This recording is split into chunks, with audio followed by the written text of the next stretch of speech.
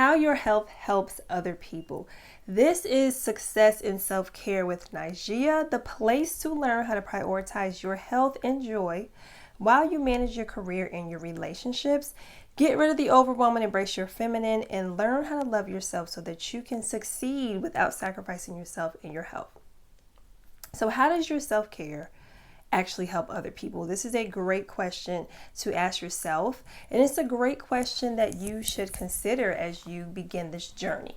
So quite often, you know that we struggle a lot with this idea that taking care of myself is selfish, right? So I want you to consider a new way of looking at this whole concept, okay?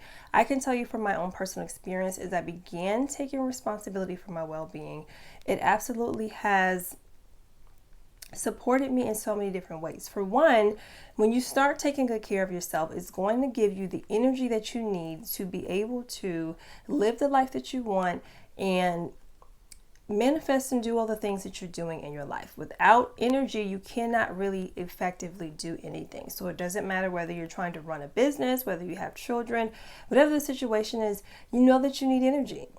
You know, you cannot walk around running on E, so you absolutely have to have energy to be able to help anybody.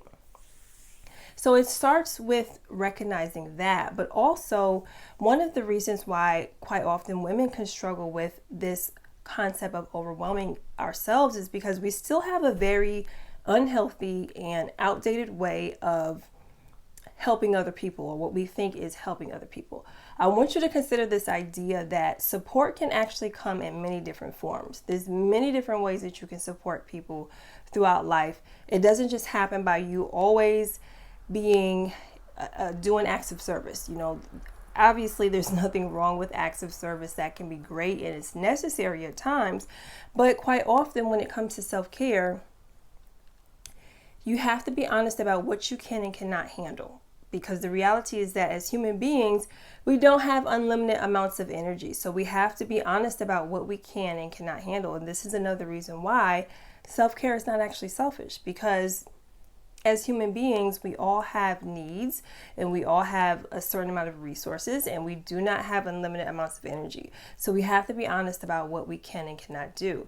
But when we start learning how to stay fully energized, we are showing up as role models and examples for everybody in our lives. If you have children, one of the best things that you could do for your children is to show up as an example of a person who is taking good care of themselves and a person who is learning to love themselves. Because there's a saying that children don't actually do what you tell them to do. They do what they see you do. So if you are living your life in a way where you are taking good care of yourself, your children are going to see that and they're going to follow your example.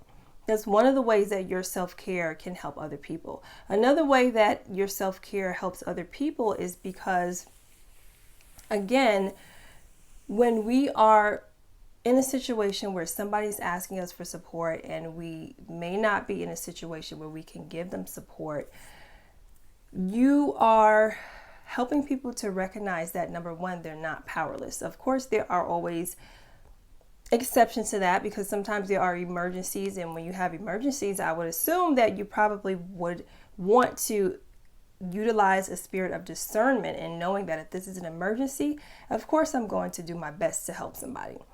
But as I said before, there's different ways that you can support people, and sometimes when you are the person that everybody's always running to all the time for help, and you're doing it to the point where you're drained out, or you're getting drained, and you just have no energy, like nobody deserves to be in that type of situation. You know, we are all here connected to one another as human beings. All of us have moments and situations where we need help, but you don't want to have to drain yourself to the point where you are sick. You know, sometimes it's just a sign that we have to learn how to start sharing responsibilities with everyone so that we're not completely stressed out and struggling. But that also will help people to recognize that they are not powerless. And of course, in that situation, you want to express and utilize a spirit of discernment.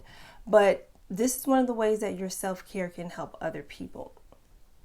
And I think the last way that it helps other people is because, as I was mentioning before, you're showing up as an example of someone who is living well and being well and taking good care of themselves. And I know in my own experience, some of the best teachers that have come into my life that have helped me, you know, there's different ways that they have helped me, but it was like their presence alone was just healing for me, because I was able to look at them as an example of someone that I wanted to be, who was living a certain lifestyle. And it isn't always about doing something. You know, you don't always have to do something to make a difference in somebody's life. There are people in my life that I've never met that have completely made a difference in my life.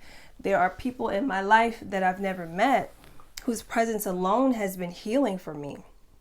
And so you have to keep those things in mind when you start considering moving into a sacred self-caring lifestyle. So this is a movement that you are going to start. You're showing up as a role model, and you are showing people a great example of someone who really loves themselves. And eventually, hopefully, the people that are around you will begin to start taking responsibility as well, because that's what we all have to do. We are all here to connect with one another and to love one another, but we all still have to learn how to take full responsibility. So I hope that this helps you to consider looking at self-care a little bit differently as you move on your journey. If you want to continue receiving content from me where you will learn how to prioritize your health and your joy while you manage your career and relationships, make sure you subscribe and click on that bell so that you will know whenever I'm posting a new video.